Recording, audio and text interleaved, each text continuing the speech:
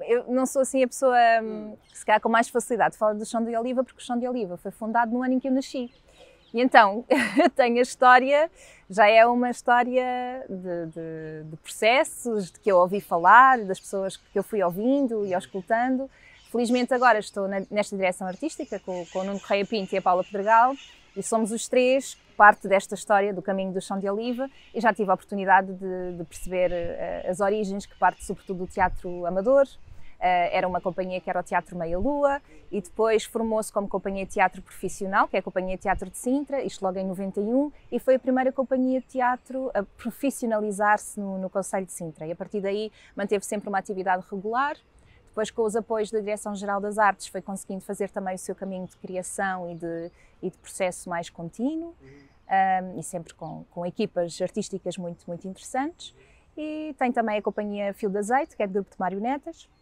E desde há uma década para cá também muito investimento já tinha nos projetos educativos, como a Mostra de Teatro das Escolas de Sintra, mas há uma década para cá muito investimento também nos projetos de arte comunitária e arte participativa, como outras formas de chegar ao público e de construir a relação com o público também, com a comunidade.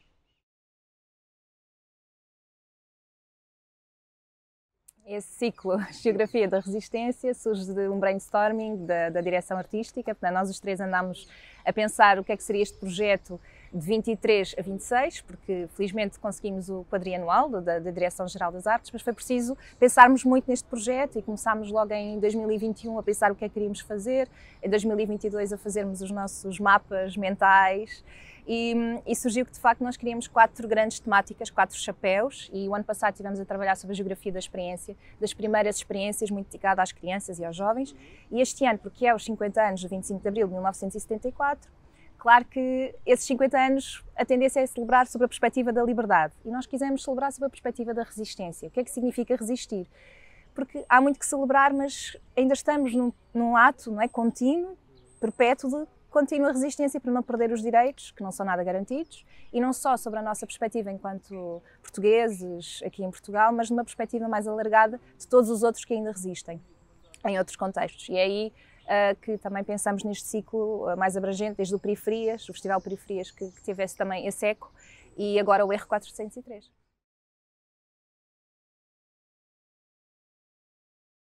Portanto, respondendo a esta geografia da resistência, a R403 é um texto de Nikolai Kalezin, do Belarus Free Theatre, e na Bielorrússia eles foram perseguidos durante muito tempo, tiveram sempre a fazer o seu trabalho. Neste momento estão exilados no Reino Unido, precisamente porque fazem teatro político, e desde há muito tempo vão sempre pressionando o regime e denunciando as violações de direitos humanos daquele regime do Lukashenko.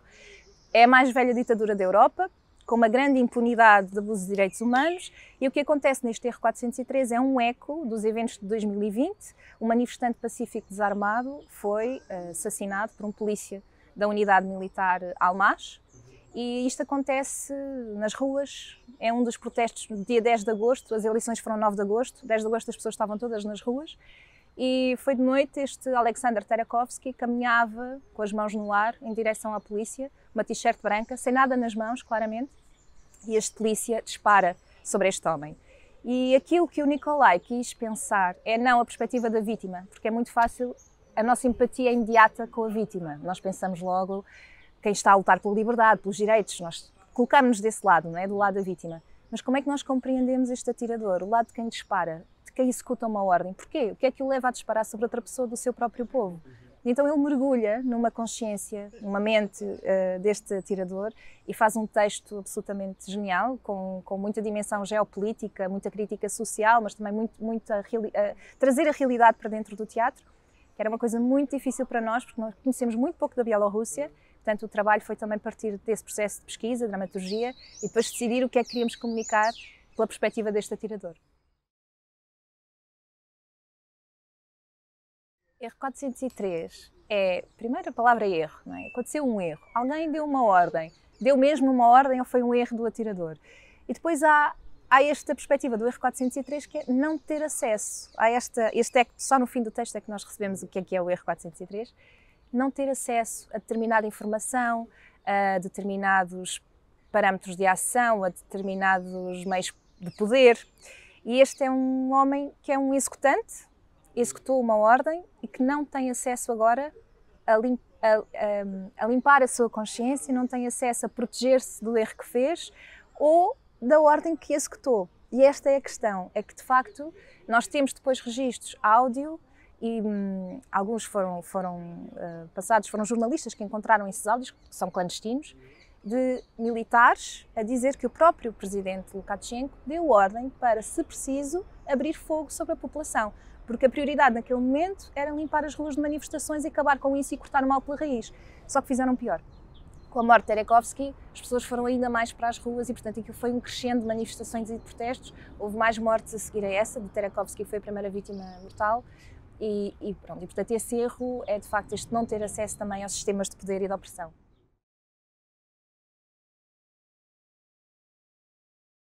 Então, o processo, como eu estava a dizer há bocadinho, foi muito começar pela dramaturgia, e essa dramaturgia partiu de uma pesquisa sobre toda a realidade e história da Bielorrússia. Quando é que a Bielorrússia nasceu, se constituiu enquanto Estado, percebemos logo as eleições, não é? Desde 90, que o Lukashenko, desde a década de 90, que o Lukashenko tem sido sempre o presidente, e como é que isso foi possível, como é que isso se foi tornando possível, em mandatos contínuos. E percebemos também a dinâmica social de pessoas que inicialmente, de facto, votariam naquele homem, e depois o que é que acontece dentro desta repressão nas eleições, quando é que elas começaram a ser fraudulentas, não é? Estas dúvidas também, estas nuances. Votavam mesmo nele, não votavam? E o texto também representa muito isso, que é a perspectiva de, por exemplo, a esposa deste atirador quer manter a sua vida muito estável, quer continuar a garantir uma possibilidade à Turquia de férias, a PlayStation para o seu filho. O marido está só a fazer um trabalho, está a proteger o regime do Lukashenko, mas é só um trabalho. E tentar também as pessoas perceber, as pessoas que estão habituadas àquela vida e que aceitaram aquela forma de estar, mesmo abdicando dos seus direitos, não é? A questão é que há muitos outros que não querem perder a sua liberdade de expressão e que continuam a lutar pela sua liberdade. Temos ainda muitos presos políticos na Bielorrússia, há muitas pessoas detidas, fomos percebendo isso também, fomos lendo relatórios de direitos humanos e depois, claro, passando todo este processo de entendimento geral sobre a situação na Bielorrússia, passámos muito por uma dramaturgia em ação em que íamos descobrindo as personagens, de vez em quando voltávamos ao guião original, porque nós estávamos a trabalhar numa versão em português que foi traduzida do inglês e o inglês tinha sido traduzido do russo. Então é assim, às vezes nós íamos ao original e era uma distância abismal daquele texto. Porquê? Percebemos depois o russo não tem paralelo, por exemplo, em termos de discurso ofensivo, das neiras. Então nós tentámos colocar ainda mais as neiras no texto para tornar mais bruto. E isso também foi um processo interessante, não, isto está muito suave, então entra mais umas asneiras, daí também ser para maiores 16, de facto é um texto pesado e depois ainda por cima cheio de asneiras a toda a hora, mas porque nós permitimos estar na mente do atirador e daquilo que ele pensa, então não há filtro na nossa consciência.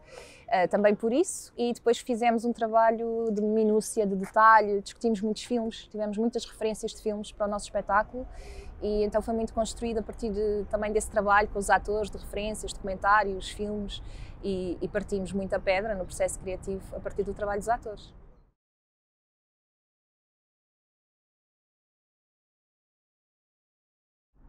Absolutamente. Ou se calhar até mais do que dois lados, várias camadas. São vários lados, não é nada uniforme, não é duas dimensões, são muito mais dimensões. E este objeto tridimensional, ele implica que nós temos mesmo que nos reposicionar enquanto olhamos para este atirador e para esta história. De vez em quando nós, não digo quase, nós de facto colocamos-nos ao lado dele e estamos ali a olhar pelos olhos dele e a perceber muito mais desta história pela perspectiva daquilo que ele fez, que não queria fazer, porque é que ele o fez, o que é que aconteceu naquele momento e há um bocadinho de empatia e isso é muito desconfortável, estar do lado da plateia, saber o que é que este homem fez, disparou sobre um manifestante pacífico desarmado. Nós temos empatia com este atirador, como é que isso é possível? Não é possível com o texto do Nicolai, com a interpretação brilhante do André Pardal, que é o intérprete que faz esta personagem, e também porque nós temos de facto que mergulhar na natureza humana, perceber que todos nós, de alguma forma, já fomos vítimas, já fomos opressores, que isto nunca não somos nós melhores do que os outros, que a natureza humana tem esta violência, tem este prisma também do que é a opressão e o que é oprimir, mas também ser oprimido. E todos estes ângulos fazem então esta vivência muito, muito intensa desta personagem e da nossa leitura do texto e também para o espectador. E também é importante porque vivemos muito uma polarização agora, não é? Temos de estar sempre de um lado de uma barricada, ou estou de um lado ou estou do outro, ou estou do lado daquele país ou estou do lado daquele país. Então isso é muito cansativo porque quebra de facto possibilidades de diálogo e não conseguimos perceber como ouvir o outro da melhor forma, de forma a construir paz e um mundo melhor, não é? Uma perspectiva de mudança que parte do diálogo e não precisamente de cortar essas pontes. Então tentamos perceber como é que dialogaríamos com este atirador, compreendendo-o em primeiro lugar.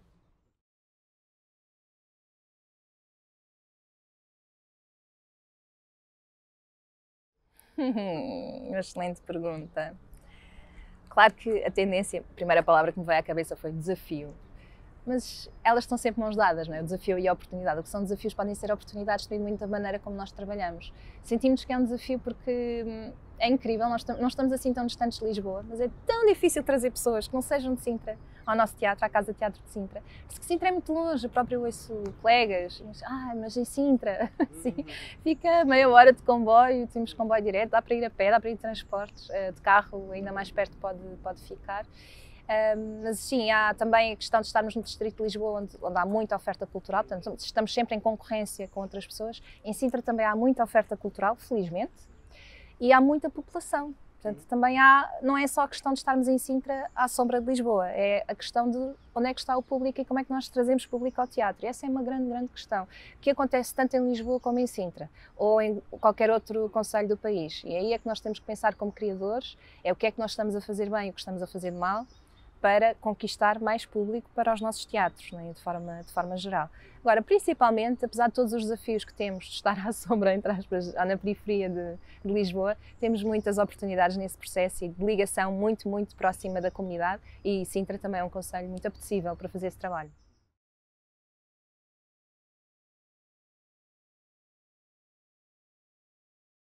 Sim, eu vejo a arte como uma das principais ferramentas para conseguirmos atingir alguma mudança social. E não só pela perspectiva da sensibilização ou da informação, mas porque, lá está, precisamente por este processo, eu como espectadora, seja de qualquer objeto artístico, não é? Vou ver uma pintura, vou ver uma instalação, vou ver um teatro, vou ver uma dança, o que me faz sentir esse sentimento que vem através da observação de um objeto artístico é poderoso. O sentimento, não é? Fazer sentir outras emoções e pensamento crítico, sobretudo pensamento crítico, precisamos muito, é cada vez mais urgente, cada vez estamos mais toldados por informação falsa, por um certo pouco filtro, não é? Há poucos filtros.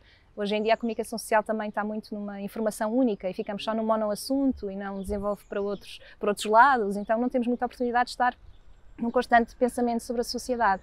E a arte pode oferecer isso. Este R403 traz a Bielorrússia como assunto. Quem é que fala de Bielorrússia hoje em dia? Não é? Ou outros colegas que estão a fazer outros trabalhos, teatro documental, teatro com a comunidade, trazer as histórias das pessoas para o palco, trabalhar sobre a representatividade, sermos também nós esse espelho da mudança que queremos ver no mundo.